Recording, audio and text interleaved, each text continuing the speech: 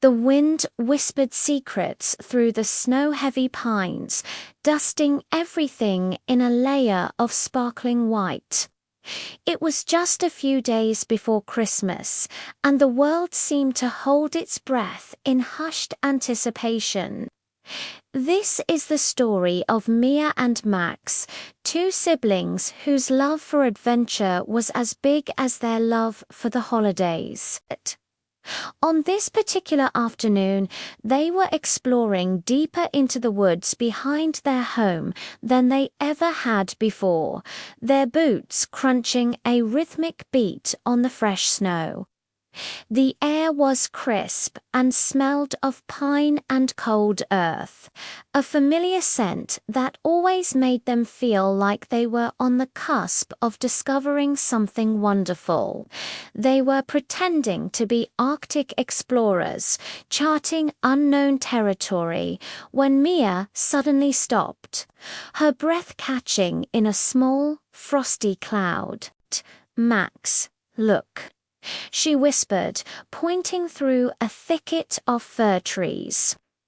Max followed her gaze, his eyes widening in disbelief. There, nestled in a clearing as if it had sprouted from the ground, was a house made entirely of gingerbread. Its walls were golden brown, studded with colorful gumdrops that glittered like jewels in the soft afternoon light. The roof was a thick blanket of white frosting, with delicate swirls of icing dripping down like icicles.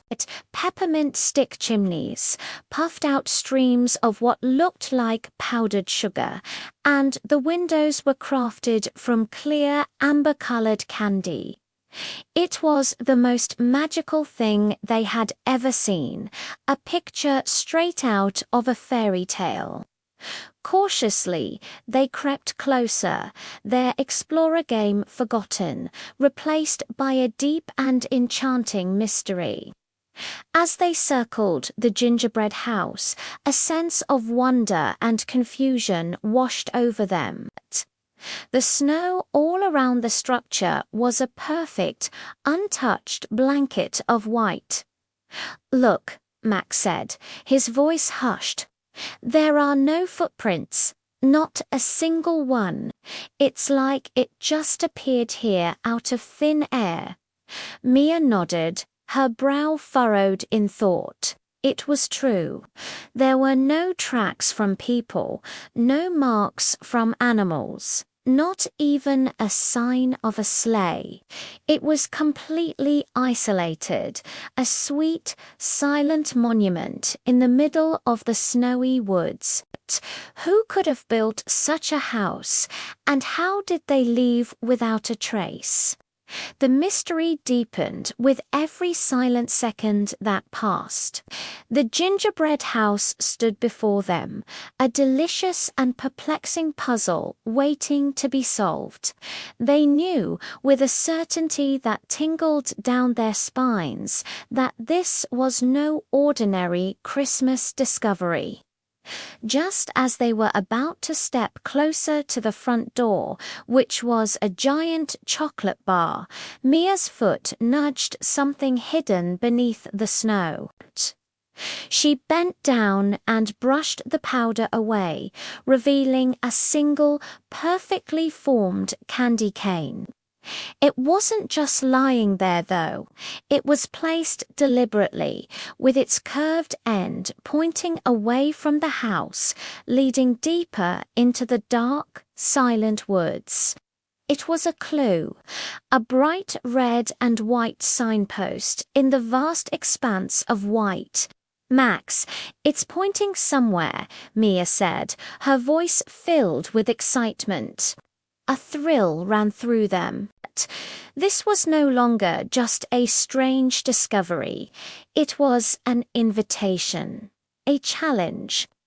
The gingerbread house was the beginning of an adventure, and the candy cane was their first clue, a sweet promise of more secrets to uncover. Without a second thought, they followed the direction the candy cane pointed. Their hearts beat a little faster as they ventured away from the enchanting house and back into the dense forest. They hadn't gone far when Max spotted something else. "Mia, over here." He called out. Dotting the snow in a neat little line were fluffy white marshmallows. One after another, they formed a path, a soft, sugary trail leading them onward. It was as if someone had known they would find the candy cane and had left this trail just for them. Each marshmallow was like a stepping stone, guiding them through the trees, deeper into the heart of the winter woods. The path twisted and turned, and with every step, the sense of magic grew stronger, wrapping around them like a warm blanket. The marshmallow path ended abruptly at the base of a large snow-covered hill. For a moment, they thought the trail had gone cold, but then Max noticed something odd about the snowdrift. It wasn't just a hill. Set right into its snowy face was a door. A rich, dark chocolate door with a licorice twist for a handle. It looked just like the door on the gingerbread house they had found earlier. But this door wasn't attached to a house. It was simply there, in the middle of a snowy mound. It was impossible, and yet there it was. With a shared look of wide-eyed wonder, they knew they had to see what was on the other side.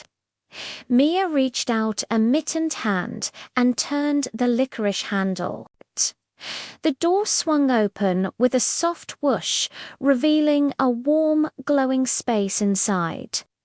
They stepped through the doorway and found themselves not in a cold, dark hill, but in a cozy, wondrous room. This was the inside of the gingerbread house. They had been led on a magical detour, only to end up right where they started. The air inside smelled divine, a mix of cinnamon, ginger, and sugar. Tiny gumdrops hung from the ceiling, glowing with a soft, warm light like miniature lanterns. The furniture was as sweet as the house itself. There were little cupcake chairs with fluffy frosting cushions and tables made from giant chocolate chip cookies. It was a child's dream come true, a secret haven made of everything delicious. They stood in the center of the room, completely enchanted by the sugary spectacle. Suddenly, they heard a tiny giggle. They froze, looking around the room. From behind a large gingerbread cookie leaning against the wall, a small face peeked out. It was a tiny person made of gingerbread, with icing for a smile and cinnamon drops for eyes. Then another appeared, and another, and another. Soon the room was filled with dozens of little gingerbread people, all peeking out from their hiding spots. A brave one stepped forward and spoke in a voice that sounded like tiny bells chiming. "We built this house to spread a little Christmas joy," he announced. "We saw you looked like you loved adventures, so we made a special one just for you." The children stared, their mouths agape. The mystery was solved, and the answer was more magical than anything they could have imagined. The gingerbread people were the kindest, most cheerful hosts. They scurried around offering Mia and Max all sorts of wonderful treats. There were mugs of warm hot cocoa topped with marshmallow fluff, plates of freshly baked cookies still warm from the oven, and bowls of sparkling rock candy. Mia and Max sat on the cupcake chairs, laughing and sharing stories with their new, tiny friends. The gingerbread folk told them how they worked in secret every year, creating magical surprises for children who still believed in the wonder of Christmas. This little house in the woods was their secret workshop and their gift to the world. A place designed purely to spark joy and create happy memories. But as the sun began to set, casting long blue shadows across the snow, Mia and Max knew it was time to go. The gingerbread people waved goodbye from their chocolate door, their tiny icing smiles glowing in the twilight.